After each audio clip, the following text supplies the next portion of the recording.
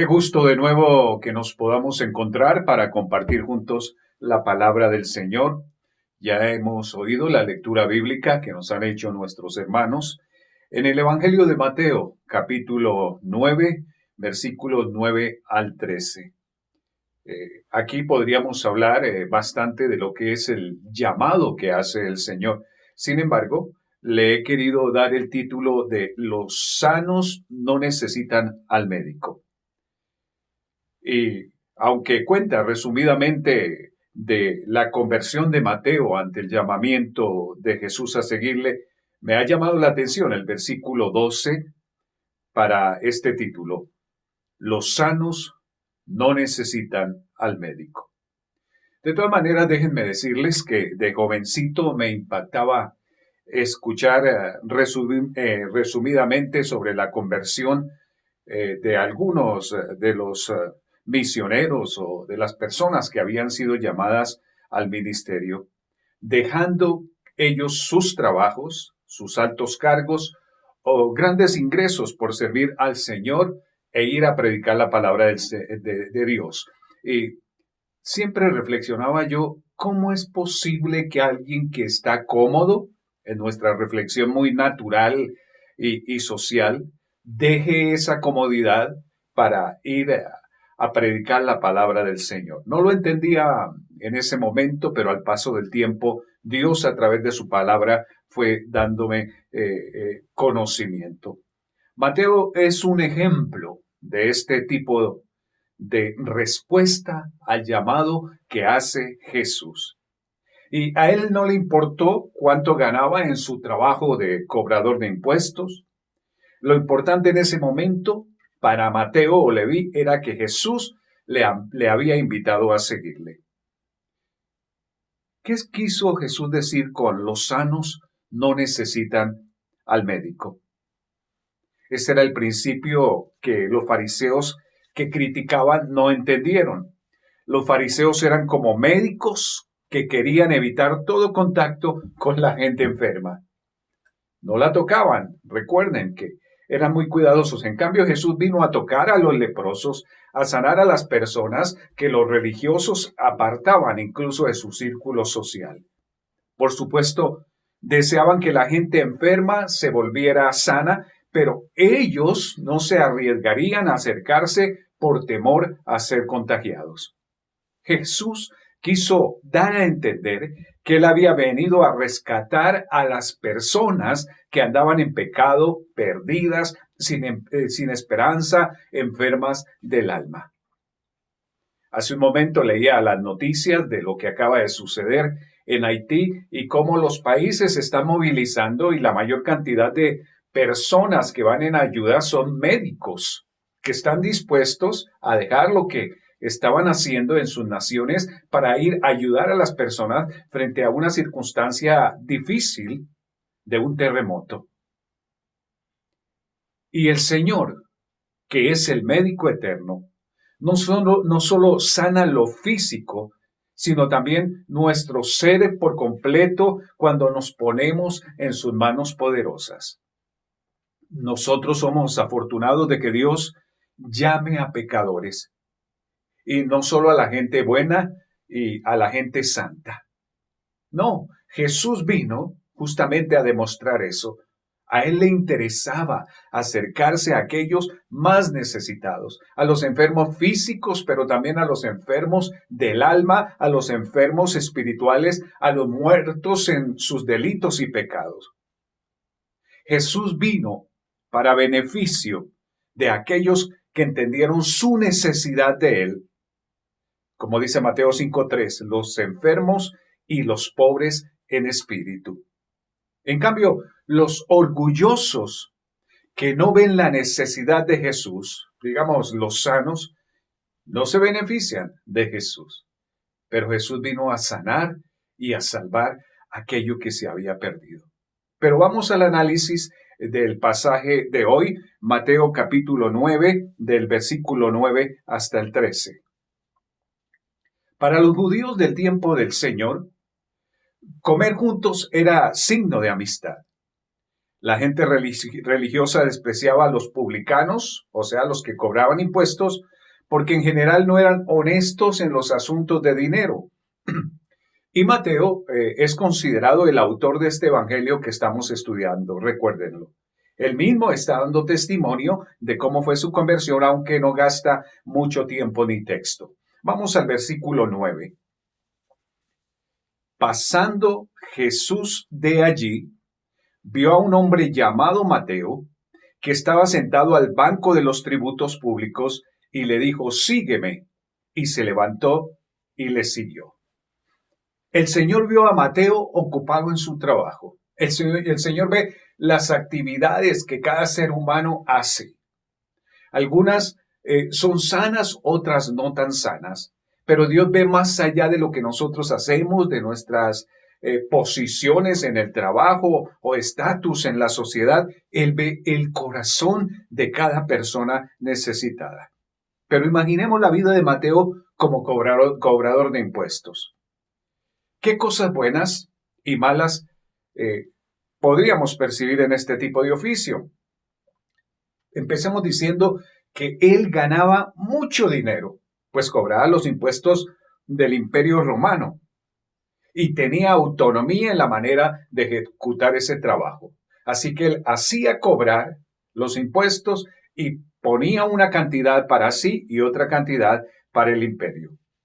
Por lo general se embolsillaba un gran porcentaje, haciéndose rico prontamente, lo que causó desprecio de sus conciudadanos judíos. Por eso despreciaban a los que les cobraban impuestos. Y si pensamos en su relación con Dios, haciendo ese oficio, de seguro no era una buena relación. Pero si observamos la actitud de Mateo ante el llamado sencillo de Jesús, podríamos pensar que este publicano pensaba de otra manera. Mateo mismo está refiriéndose, como dije hace un momento, al llamado que le hizo Jesús. Y si vemos al final del versículo 9, el Señor le hace un llamado muy sencillo. Le dijo, sígueme, y el Señor no le dio más explicación. Debemos estar prestos a escuchar la voz del Señor y a actuar en ese instante. Dice que se levantó y sencillamente le siguió. Mateo no da mayores detalles de su conversión. En verdad, el versículo 9, un solo versículo, habla del momento en que Jesús le hizo el llamado y de la manera en que Mateo respondió a ese llamado. Y vemos la humildad de este hombre aquí. Él utiliza su propio nombre Mateo, por el que se le conoció después del encuentro de Cristo. Anteriormente, pues se le decía Levi. Le dijo, sígueme.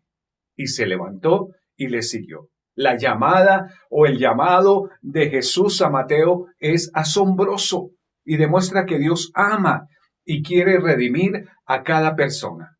Nosotros debemos convertirnos en seguidores del Señor. Jesús llama a Mateo tal como llamó a Simón y a Andrés en el capítulo 4 de Mateo. El Señor les dijo a ellos que le siguieran. Y ellos lo siguieron. Dice, lo importante es que la llamada de Jesús es efectiva. Ellos simplemente dejaron las redes y le siguieron. Sin embargo, la llamada o el llamado de Mateo es muy diferente de la que el Señor hizo a los pescadores. ¿Por qué? Porque Mateo es recaudador de impuestos. Está desarrollando una actividad que los judíos, su nación, no puede aceptar. Está identificado como alguien que engaña a su propio pueblo. Mientras que la pesca, que es lo que estaban haciendo Simón y Andrés, es algo honorable y ellos pues hacían un trabajo honorable ante todos los demás. Y la recaudación de impuestos, mal manejados, en este caso no lo era. A los publicanos se les miraba con gran resentimiento. Se les prohibía entrar en la sinagoga y se les consideraba con el equivalente moral de ladrones y asesinos. Qué terrible reputación la que tenían los cobradores de impuestos, ¿verdad?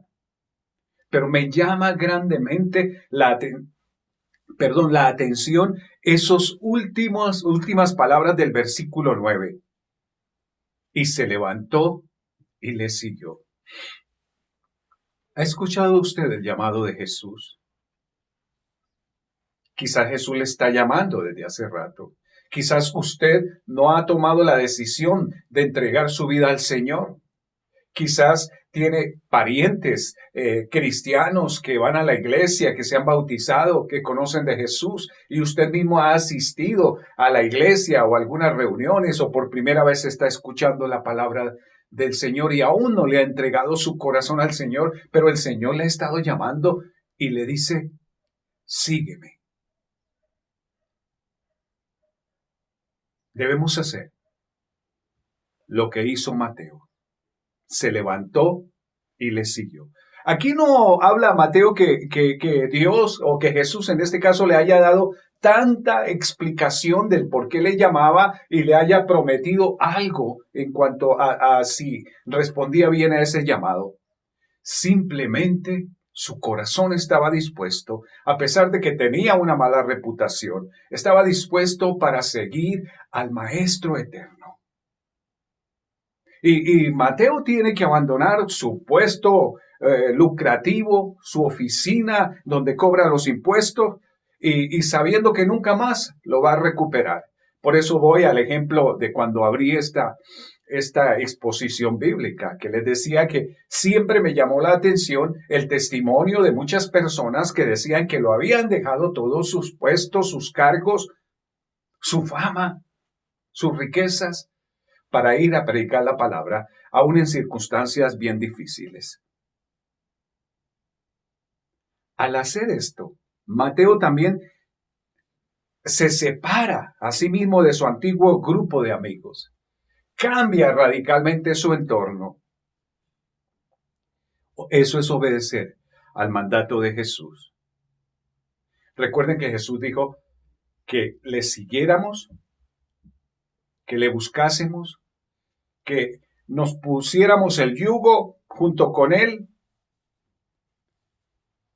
Dice, mi carga es ligera. Hay que obedecer el llamado de Jesús. No nos resistamos tanto. Quizás el Señor a otros los ha llamado, en cambio, ya entregaron su vida a Jesús y los ha llamado para hacer algo dentro del ministerio. Y no solo es irse de misioneros. Mientras usted desarrolla su trabajo, mientras usted atiende su familia, puede estar sirviendo al Señor y el Señor le puede estar haciendo un llamado que usted no ha querido escuchar o no ha querido reaccionar aunque está oyendo la voz de Jesús. Como Mateo, se requiere un compromiso absoluto con Jesús. Seguir a Jesús es un acto de fe. Los otros evangelistas, Marcos 2 y Lucas 5, dan el nombre de Leví para el recaudador de impuestos, mientras que aquí Mateo, en un solo versículo, se cita a sí mismo Mateo. Vamos al versículo 10. Y aconteció que estando él sentado a la mesa en la casa, he aquí que muchos publicanos y pecadores que habían venido se sentaron juntamente a la mesa con Jesús y sus discípulos. La película cambia de escenario, ¿verdad? Ya se ha dado la conversión, la narró en 3 líneas el apóstol Mateo y ahora se ubica en una reunión en una casa.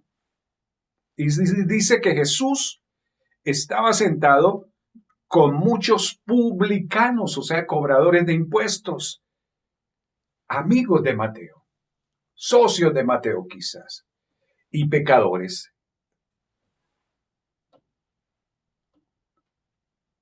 Parece que era en la casa de Leví, como agradecimiento. Lucas sí habla que era en la casa de Leví, como agradecimiento. Recordemos cuando nos compartieron el Evangelio de Jesús, cuando entendimos que había que dejar nuestra vida de pecado pasada y seguir a Jesús, cómo nos entró ese aliento, ese ánimo, esa pasión por querer conocer de Dios, por seguir a Jesucristo, que lo hemos llamado el primer amor.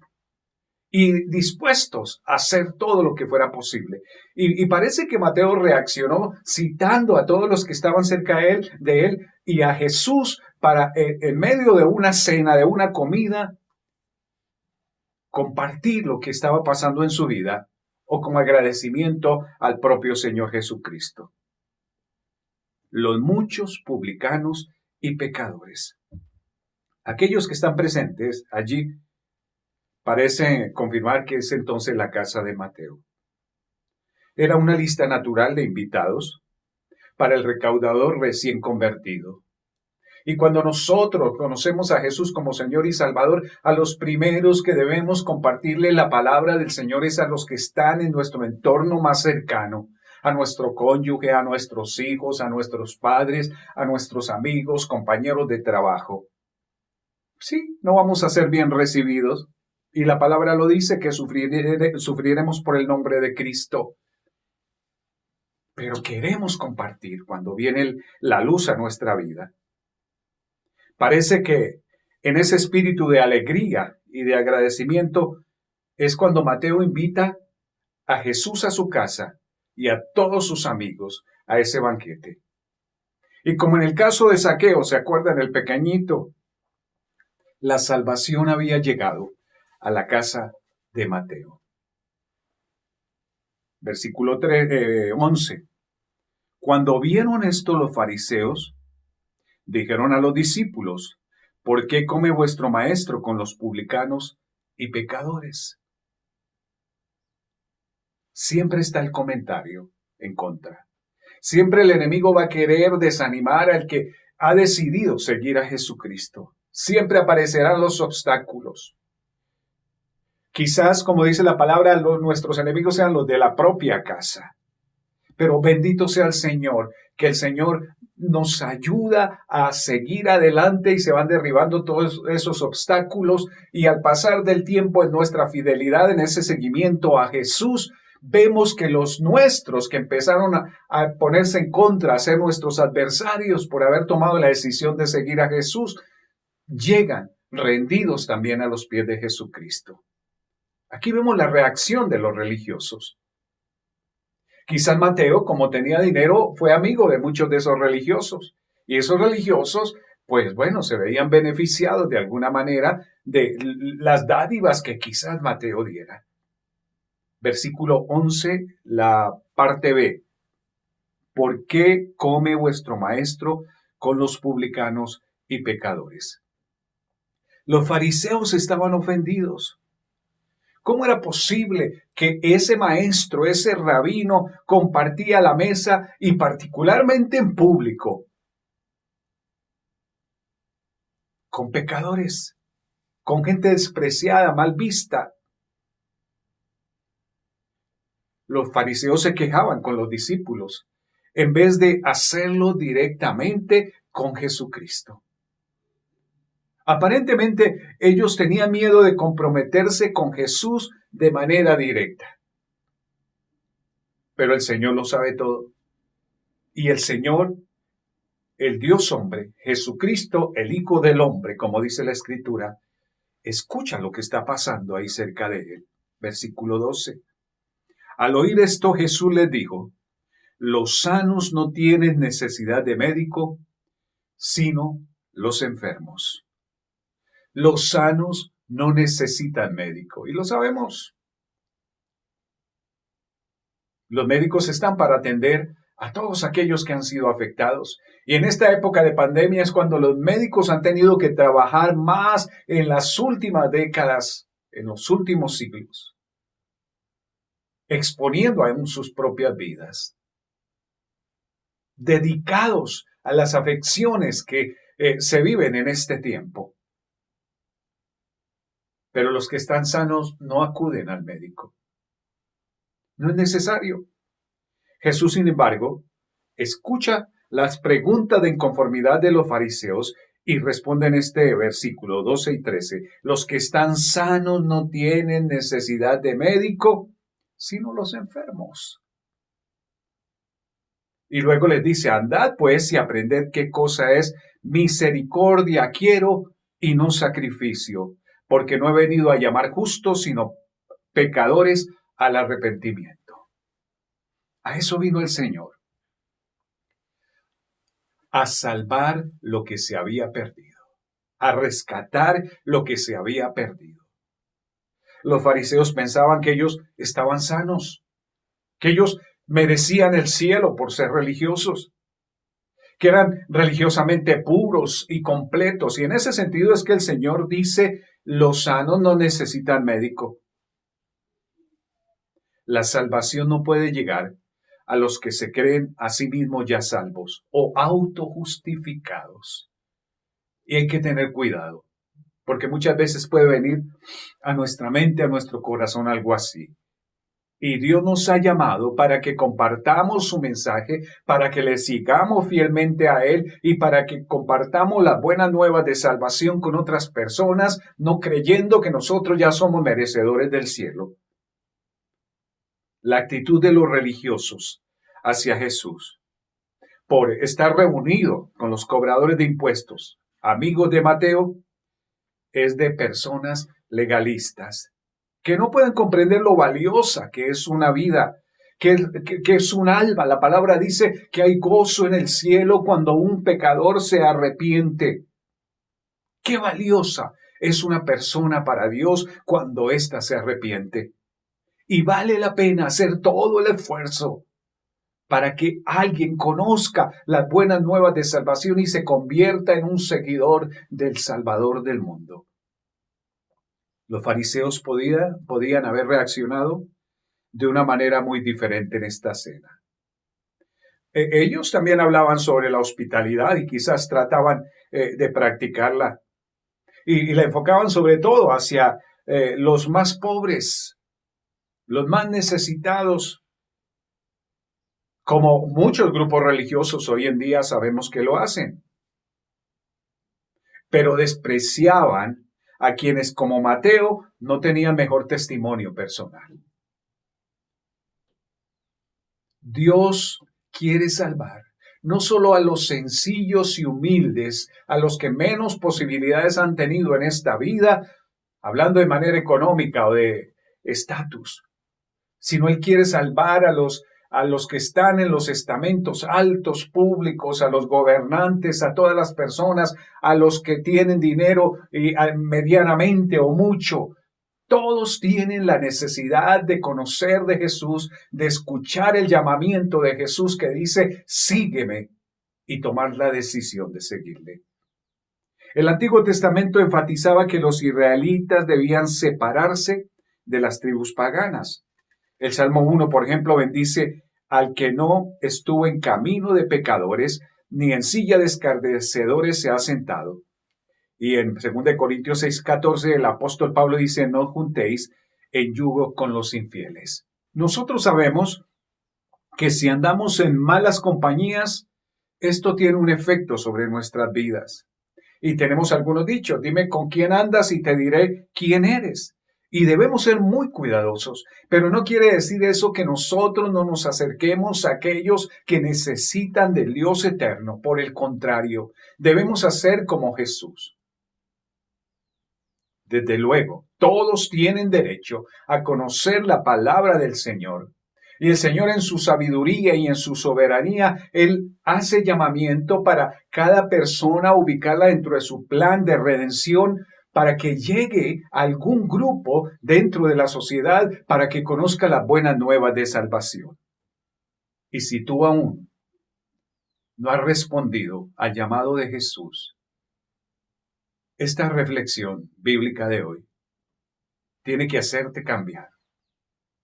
No te hagas más oídos sordos al llamado de Jesús, sígueme. Dios quiere multiplicar los seguidores a través de la obediencia que nosotros, los que hemos decidido seguirle, hagamos de ese llamado de Él. Como lo hizo Mateo. El llamado de Jesús a Mateo, cobrador de impuestos, y que era despreciable para el pueblo judío, marcó el tipo de maestro que tendrían los 12 discípulos y los demás seguidores. alguien con un corazón abierto para escuchar y recibir a quien respondiera a su llamado. Él dijo, no he venido a llamar a justos, sino a pecadores al arrepentimiento. Y en el versículo 13, andad pues y aprended qué cosa es. Misericordia quiero y no sacrificio. El Señor dice, yo deseo la misericordia, no tanto el sacrificio. El hecho de que los fariseos cuestionen a los discípulos se convierte en una afrenta directa hacia Jesús. Por eso el Señor responde desde donde está y les dice, vayan pues y aprendan. Esto quiere decir que comprendan mejor, que busquen las escrituras, que la lean de nuevo, porque no han entendido bien el mensaje que hay allí.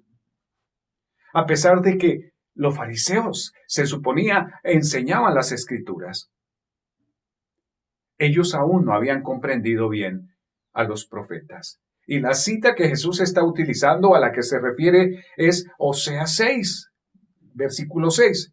En otras palabras, el Señor le está diciendo, vayan a Oseas 6, si en ese tiempo hubiera estado la escritura organizada en versículos y capítulos, lo importante es el mensaje. Dice Oseas 6, porque misericordia quiero y no sacrificio, y conocimiento de Dios más que holocaustos. Y la palabra sacrificio representa la estricta obediencia a los mandamientos de Dios. Al pedir misericordia, Jesús nos recuerda el amor que Dios tiene por aquellos que no se lo merecen.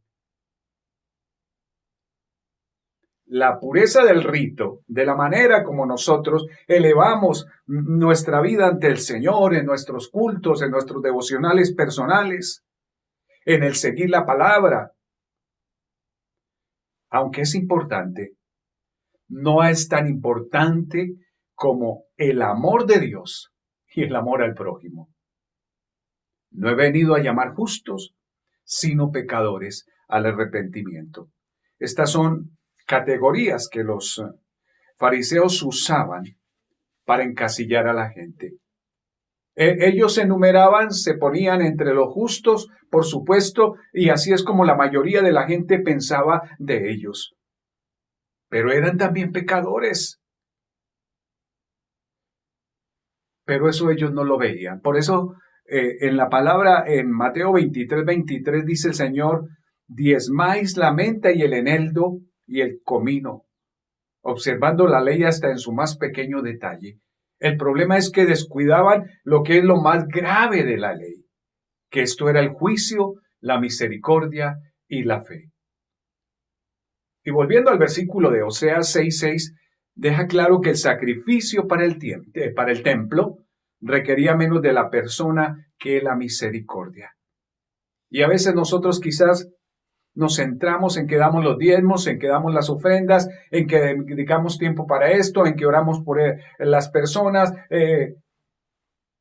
Casi que Dios nos sale a deber y le queremos hacer a Él algún tipo de reclamo. El sacrificio se puede convertir en algo rutinario, hasta mecánico, sin ninguna implicación para el corazón. O ir a los cultos, sin que haya un cambio real, un corazón sencillo y sincero para llegar a las personas como Dios quiere. Una persona, en los tiempos de Cristo y también hoy podríamos decir, puede sacrificar en el templo de manera indiferente, teniendo poco efecto en la vida diaria, convirtiéndose ciertos ritos en algo rutinario. Sin embargo, la misericordia de la que habla aquí el Señor pronto se convierte en un asunto del corazón y que incluye una cara humana, una historia humana, una persona necesitada de Dios. Alguien, como Jesús lo hizo en el caso de Mateo, que necesitaba ser rescatado. Y quiero cerrar con Mateo 22, 35 al 40. Jesús utiliza aquí una respuesta al más grande mandamiento, y quizás lo sabemos de memoria. Dice, y uno de ellos, intérprete de la ley, preguntó por tentarle diciendo, Maestro, ¿cuál es el gran mandamiento en la ley? Jesús le dijo, amarás al Señor tu Dios con todo tu corazón y con toda tu alma y con toda tu mente. Vamos de nuevo a esta línea. ¿Cómo hay que amar a Dios? Con todo tu corazón, con toda tu alma y con toda tu mente. Este es el primero y más grande mandamiento. Y el segundo es semejante. Amarás a tu prójimo como a ti mismo. De estos dos mandamientos depende toda la ley y los profetas. Si esto no lo ponemos en práctica, solamente somos religiosos. Sacrificio es una manera de demostrar devoción a Dios, de guardar el primer y gran mandamiento, pero misericordia es la forma de expresar ambos, amor al prójimo y devoción a Dios, lo que nos permite guardar y cumplir ambos grandes mandamientos. Así que es posible ser tan activo en el servicio a Cristo que uno se olvide de amarle. Igualmente es posible ser tan activo en el servicio al Señor que uno se olvide de amar al prójimo. Vamos a orar. Padre, en el nombre de Jesús, te agradecemos, Señor, por esta tu palabra. Señor, gracias por el llamado que tú has hecho, Señor, a Mateo, y el ejemplo que él nos da de la manera como respondió. En esta oración, Señor, al comienzo te pedimos, Señor, que nos ayudes a escuchar tu llamado, a entender, Señor, que tú nos estás llamando, Señor, y que tu Espíritu Santo nos ayude a tomar una decisión inmediata, Señor, como la que hizo Mateo, que lo dejó todo y te siguió, Señor. Y tú lo usaste de tal manera, Señor, que este hombre se convirtió en el gran evangelista, Mateo, del cual estamos estudiando. Pero también, Señor, ayúdanos a entender que más que los sacrificios, que más que la práctica ritual, Señor Dios eterno, que podamos tener hacia ti, está, Señor, la misericordia. El amarte, Señor, con alma, con corazón, con nuestra mente, con nuestro espíritu. Pero también que esto, Señor, se transfiera a amar a nuestro prójimo, a todos los que están a nuestro alrededor. Ayúdanos, Señor, a servirte de la manera total, Señor, de la manera clara que tú quieres que lo hagamos, confiando en ti, buscándote a ti. Ayúdanos, Señor. Te lo pedimos, que envíes tu Espíritu Santo y nos des claridad. Gracias, Señor, por amarnos. Bendecimos la iglesia, Señor. Bendecimos tu nombre. Te damos gracias porque hasta aquí nos has guardado. Oramos por los enfermos, pidiendo, Señor, que por favor tú extiendas tu misericordia hacia ellos. Por los que no tienen trabajo, ábreles puertas, Señor. Crea fuentes, Padre, para que tus hijos, Señor Dios, puedan ser bendecidos y beneficiarse, Señor. Y ayúdanos a seguir hablando tu palabra a otros, Señor. En el nombre de Jesús oramos y agradecemos todo. Amén. Que Dios les bendiga a todos.